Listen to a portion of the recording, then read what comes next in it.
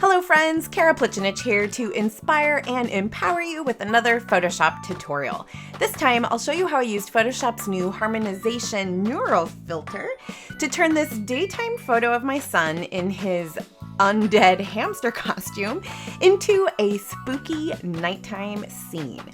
If you're new here, I help creatives up their game with inspiration and know-how on everything from Photoshop to InDesign and crochet to Cricut. Grab my free creative toolkit for Photoshop at karaplichinich.com, and if you like this video, give it a thumbs up and hit subscribe so I can keep them coming for you. So first thing we need to do is select our subject. So you could grab one of the selection tools over here, which would give you the select subject button, or you can come up to the select menu and just choose subject.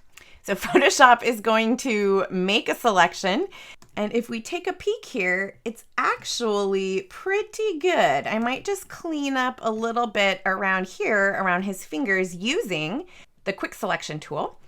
So I'm using my left bracket key or right bracket key to change the brush size. And if I paint with this tool, it will expand the selection. If I hold down Option or Alt, it will remove the selection. So I need to remove not quite that much, just a little bit here and there.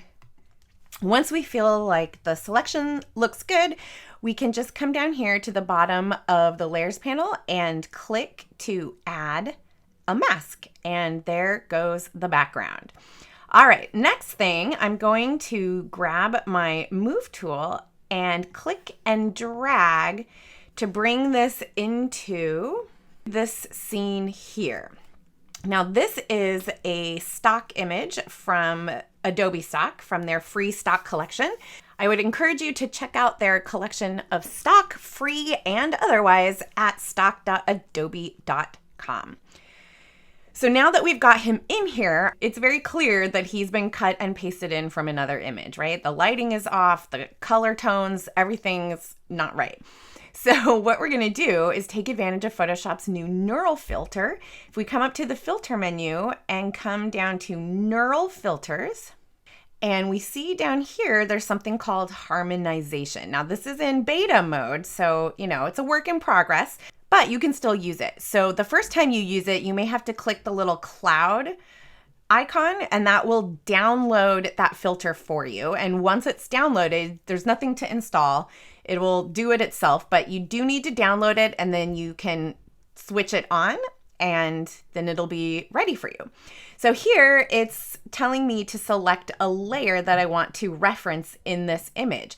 So I want my current layer, which is my little hamster here, I want that to be filtered to harmonize with the background. So I'm going to select that background layer, and we have to wait a minute for it to process. And then we can play with these sliders. So maybe I want to increase the strength of that. Maybe I want to decrease the saturation and lower the brightness. And each time you make a change here, you have to wait. It's not terribly fast. Whenever it is that you're ready to output this, you can choose to have it go to a new layer, the current layer, or what I like to do, of course, is Smart Filter, because this means that you can go back and make adjustments later if you decide that you want to tweak these settings. So I'm going to choose Smart Filter and click OK. All right, that's looking a lot better, but we still have some work to do. So the moon over here is coming from behind him. So we need to have a highlight on this side of him from the moon. And the way we're going to do that is by adding an inner shadow. So to do that, we're going to double click over here in this empty area of his layer. Now you might be wondering, why wouldn't we just add an inner glow? Well, here's the reason. If I select inner glow, you can see the settings are here, and we don't have an option for directional glow. The glow can only come from the center, or it can be from the edges, but it's uniform. In other words, we can't tell it to come from this direction. So instead of a glow, we're going to choose inner shadow, and we're going to change the blend mode, which by default I think is set to multiply. We're going to change it to screen. This will make it brighter. And of course, we're going to change the color from black, which is here by default. We're going to change that to white, or, you could sample a color here from the moon. If that makes you feel good, we'll click OK. All right, so blend mode, screen, color, moon-ish. And then we can change the angle. So I'm going to turn off global light, and I'm going to set this angle to be up towards the moon, right? So this little pointer is going to point towards where the moon is. And now it's just a matter of adjusting the distance, the opacity, and the size of that highlight. If we make it too big, it's going to start showing up over here too. So we don't want that. We want to keep it small enough that it only shows up over here. And then the way that we can actually enhance this is to actually add another inner shadow.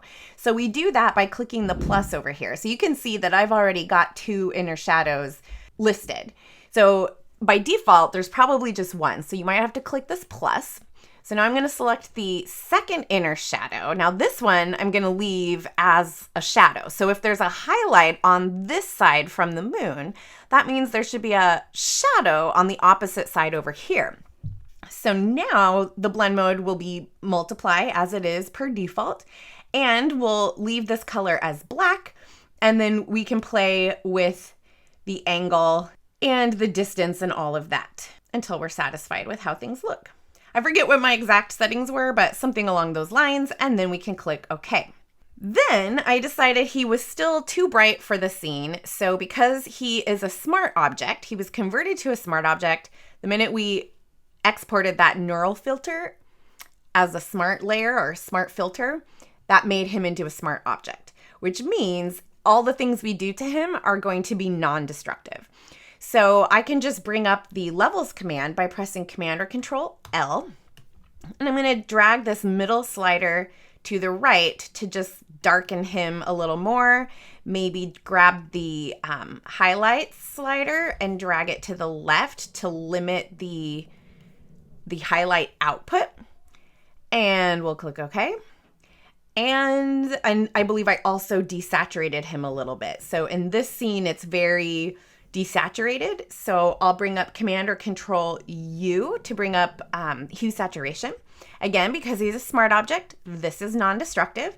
So I can drag the saturation slider down. We don't want it totally gone, so we can still see that this is pink and this is kind of a beige tan color, but it's not, we want to basically suck all the cheerful daylightness out of it. So we'll make that pretty low. And basically there were just 2 more things I did.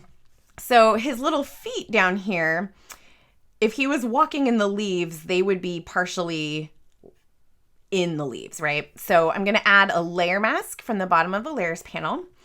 And I'm going to grab a brush, and I'm going to get, these are Kyle's brushes, of course, like I love Kyle's brushes.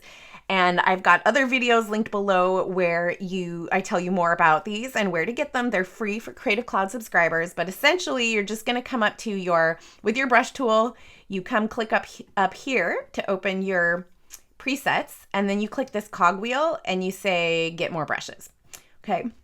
So the brush that I'm going to use is from Kyle's Concept Collection. And I think that I just used, doesn't really matter, I think I just used this foliage mix. Now this particular brush is a mixer brush, which means it mixes with the paint on my canvas according to a number of different settings, but I basically just want it to be like a normal brush. So I'm going to take the wet setting here from 100 and drag that down to 0. And make my brush small with my left bracket key and just kind of come in here and ever so gently buff along the edge of his foot with black paint to block his foot from showing up. And if I go too far, I'll switch to white paint. So if I block like too much of his foot like that, I'll switch to white paint and then I can paint it back. So I don't want to hide his foot, but I just want it to look like it's, in the leaves and not just on top. Next, I put in a shadow under him and I just painted that from scratch. So I'm going to add a new blank layer and I'm going to put it underneath the current layer by pressing Command or Control. Let's go back to a regular brush. There we go. And paint this in something like this. So I'm just painting in some type of a shadow. We'll change the blend mode to multiply and lower that opacity a little bit. And then we also see that there's some fog in the picture, and I wanted to have some fog in front of him. So I'm going to make a new blank layer. This time I'm going to drag it on top of him, and I'm going to fill it first with black. So we'll choose Edit, Fill, and we'll just fill it with black. Click OK. Now for this to work, we need to have black and white as our current foreground and background colors. So I'm going to press D for default just to make sure I have those. And then you're going to come up and choose Filter, Render, Difference Clouds. And we can do this as many times as we want. So Filter, Render, Difference Clouds again. Now it's darker. So I'm happy with how this looks. To bring the image back, we're going to change this blend mode from normal to screen, and that will hide all the black parts. So all we're left with is the white. Now to make it blurred so it looks hazy, we're going to go up to Filter, Blur, Gaussian Blur. Something maybe in this range. Now, if you were trying to do something like this at home, your values would vary depending on your image size. All right.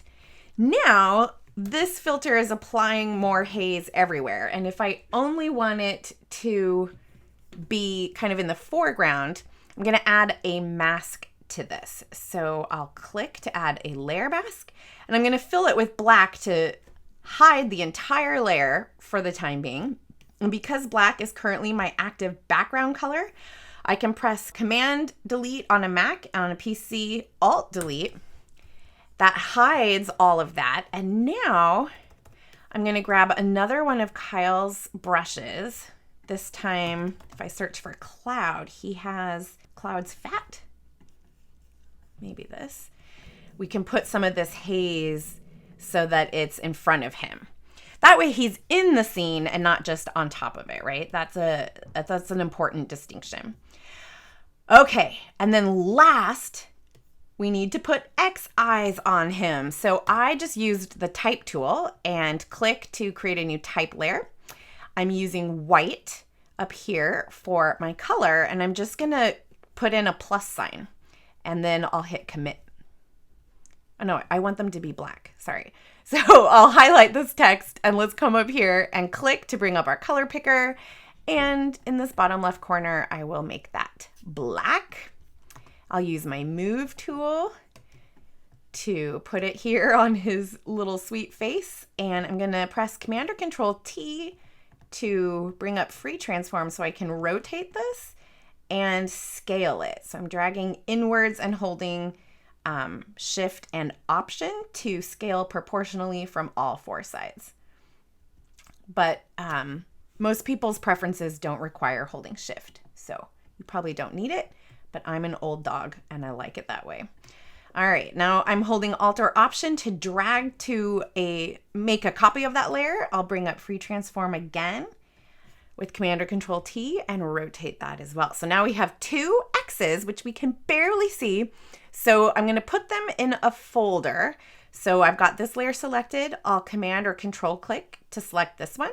Group them by pressing Command or Control G. And now I'm gonna come down and add an outer glow to this whole folder. And we will change the color to a bright green and the blend mode to screen. We'll crank up the opacity and dial down the size. There we go. That is what I'm talking about. So now he's got X eyes, and there you have our undead hamster zombie Halloween composite. I hope you enjoyed this quick behind the scenes look at this year's Halloween composite. I will see you next time for more inspiration and know-how. Until then, happy photoshopping.